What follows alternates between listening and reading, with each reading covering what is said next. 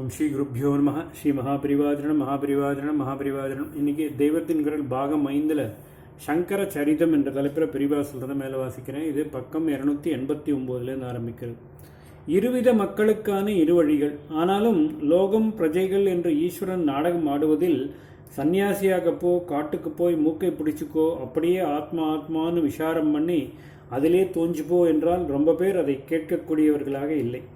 எல்லாவற்றுக்கும் காரணமான வஸ்துவை தெரிந்து கொண்டு பிரம்மம் என்னும் அதுதான் தன்னுடைய ஆத்மா என்று தெரிந்து கொண்டு அதிலேயே ஐக்கியமாகிவிட வேண்டுமென்ற தாபம் பெருவாரியானவர்களுக்கு ஏற்படுவதே இல்லை. இந்த தாபத்துக்கு முமுட்சுத்துவம் என்று பெயர். விடுபட வேண்டும் என்று ஆசைப்படுவதுதான் முமுட்சுத்துவம். அந்த ஆசையுள்ளவன் தான் முமுட்சு என்பவன்.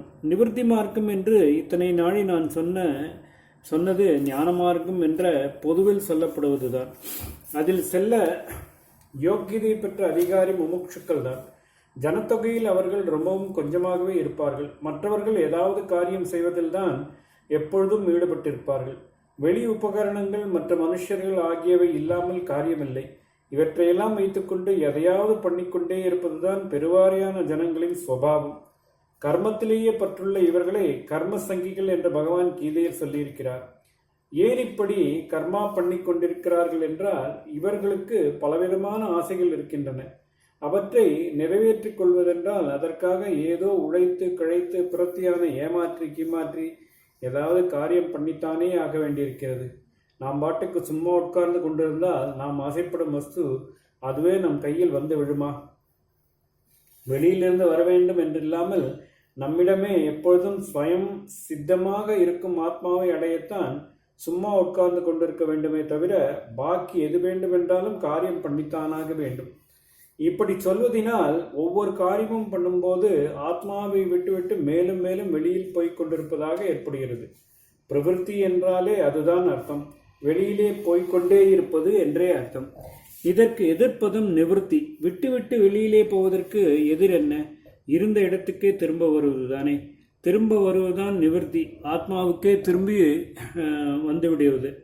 பிரவிற்த்தி என்றால் காரியத்தில் ஈடுபட்டிருப்பது என்றும், நிவர்த்தி என்றால் காரியத்துக்கு முற்றுப்புள்ளி வைத்துவிட்டு இருப்பது என்றும் அர்த்தங்கள் ஏற்பட்டிருக்கின்றன.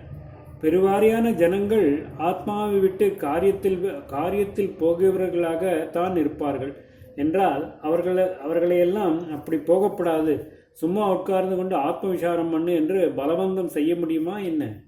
பண்ணியிருந்தாலும் தான் அவர்களுக்காக அந்த ஆசை முமுட்சுத்துவம் என்ற ஆசை, லோக ஆசைகள் எல்லாம் போய் சத்திய வஸ்துவை அடைய வேண்டும் என்று மட்டுமுள்ள ஆசை இல்லாத போது என்ன பலன் இருக்கும்?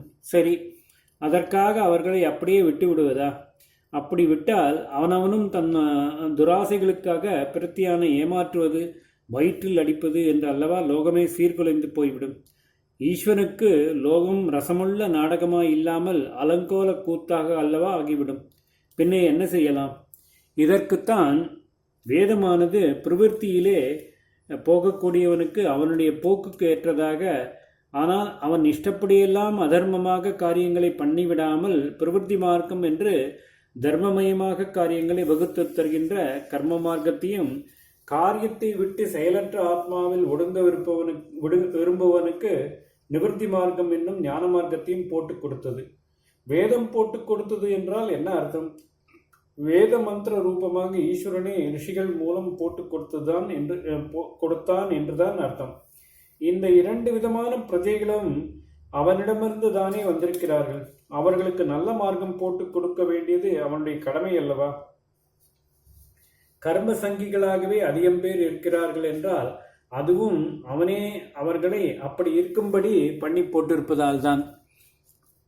யதஹ பிரவிற்த்திர் பூதானாம் ஏன சர்வமிதம் ததம் என்று கீதையில் சொல்கிற இடத்தில் எவனால் இது அனைத்தும் வியாபிக்கப்பட்டிருக்கிறதோ அந்த ஈஸ்வரனிடமிருந்தேதான் ஜீவர்களுக்கு பிரவிற்த்தி என்பது ஏற்பட்டிருக்கிறது என்று ஸ்பஷ்டமாக தெரிவிக்கப்பட்டிருக்கிறது. இதை ஆச்சாரியால் பாஷ்யத்தில் மேலும் ஸ்பஷ்டமாக்கி, ஈஸ்வரன் ஒரு ஜீவனுக்குள்ளே அந்தர்யாமியாக உட்கார்ந்து கொண்டே அதை பிரவிற்த்தியில் ஈடுபடுத்துகிறான் என்று சொல்லியிருக்கிறார். முதலில் கர்மயோகம் முதலான அத்தியாயங்களில் சொல்லும்போது பகவான் ஜனங்கள் கர்மசங்கிகளாக, அதாவது பிரவிற்த்தியிலே நாட்டமுள்ளவர்களாக இருப்பதற்கு காரணம் பிரகிருதி என்றே சொல்லி வந்தார். பிரகிருதி என்றால் மாயைதான். சரி, மாயை என்றால் அது மட்டும்தானே ஏதோ பண்ணுகிறதா என்ன? அந்த மாயையும் உடையவனாக அதற்கு எஜமானனாக ஈஸ்வரன் தான் இருக்கிறான். பிரகிருதி என்பது மாயை என்று தெரிந்து கொள். அந்த மாயைக்கு சொந்தக்காரன், மாயின் எஜமானன் மகேஸ்வரன் என்று தெரிந்து கொள் என்று ஒரு உபனிஷத்து சொல்லுகிறது. பகவானும் கீதையில் மம மாயா துரத்யா, கடக்க இயலாததான என்னுடைய மாயை என்றே சொல்லியிருக்கிறார். ஆகையினாலே ஈஸ்வரனை தான் அவனுடைய மாய லீலை நடக்க வேண்டும் என்று கர்மசங்கிகளாக பிரவൃத்தியில் போகிறவர்களையும் அப்படி பண்ணியிருக்கிறான் என்று தெரிகிறது. ஜீவர்கள் அத்தனை பேருமே நிவர்த்தியில் போனால் என்ன ஆகும்? அவர்கள் ஞானத்தினால் மாயை உடைத்தெறிந்து விட்டு ஈஸ்வரனுடைய நிர்குணமான பிரம்மஸ்வரூபத்திலேயே ஐக்கியமாகி விடுவார்கள். அப்புறம் பிரபஞ்ச லீலை என்று எப்படி அவன் விளையாடி கூத்தடித்து சந்தோஷப்பட முடியும்? முதலில் சிருஷ்டியில் தோன்றிய சனாதகாதிகள் நிவர்த்தியில் போய்விட்டதால் அப்புறம் பிரஜாபதிகள் என்று ஏக்கமாக பிள்ளை குட்டிகளை பெற்று பூமியை உருப்புவதற்காக மரீச்சி முதலான 10 பேரை பிரம்மா சிருஷ்டித்தார் என்று பாகவதத்தில் பார்த்தோம். ஆகையினால் திவ்ய சங்கல்பமே லோகம் பூராவும் ஞானியாகி போய் லோகத்தையே விட்டுவிட்டு போய் அவனுடைய டிராமா ஸ்டேஜை காலியாக பாழாக பண்ணிவிடக் கூடாதென்றுதான் இருக்கிறது என்று தெரிகிறது. ஓம் ஸ்ரீ குருப்யோ நமஹ. ஸ்ரீ மகாபரிவாஜனம் மகாபரிவாஜனம் மகாபரிவாஜனம்.